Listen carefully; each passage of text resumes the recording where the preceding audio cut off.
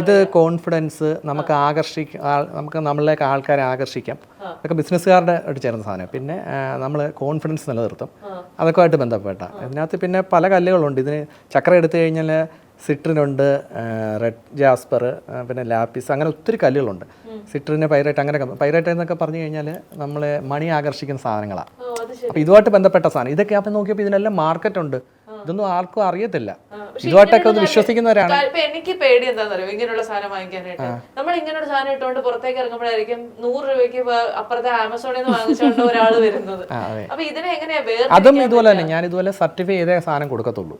Certify ചെയ്ത് നമുക്ക് ലാബുകളുണ്ട്, government ലാബുണ്ട്, അല്ലാതെ ലോക്കൽ അല്ലാതെ ലാബുകളും ഉണ്ട്, അംഗീകരിച്ചിട്ടുള്ള ലാബുകളുണ്ട്. അവിടെ കൊടുത്ത് സർട്ടിഫൈ ചെയ്ത് ഞങ്ങൾ ഇപ്പോൾ ഈ ഋതുവിന് ചെയ്തേക്കുന്ന പോലെ സെയിം സ്ഥലത്ത് തന്നെ നമുക്കത് സർട്ടിഫൈ ചെയ്യാം.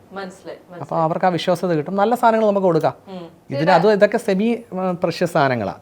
നമ്മളെ ഒരിക്കലും ഒരു ദ്രോഹം ഉണ്ടാക്കുന്ന സാധനങ്ങളല്ല. അതേസമയം ഇങ്ങനെയുള്ള കല്ലുകൾ ബെസ്റ്റ് സ്റ്റോൺസ് ആണ് തെറ്റായിട്ട് ഇട്ടാൽ നമുക്ക് ദ്രോഹങ്ങൾ ഉണ്ടാവുന്നത്. ഇത് ആർക്ക് വേണമെങ്കിലും യൂസ് ചെയ്യാം, ഒരു കുഴപ്പമില്ല. ഇതിനകത്ത് ഇടാത്തൊരു സാധനമുണ്ട്, റോസ് കോട്ട്സ് എന്ന് പറഞ്ഞൊരു സാധനമുണ്ട്. അത് ഹസ്ബൻഡും വൈഫും തമ്മിലുള്ള സ്നേഹബന്ധം വലുതാക്കാന്, നിലനിർത്താൻ. ഇല്ല, ഇട്ടിട്ടില്ല. അതാ ഞാൻ ആലോചിച്ചത് എന്താ കയ്യിലിടാത്തത്.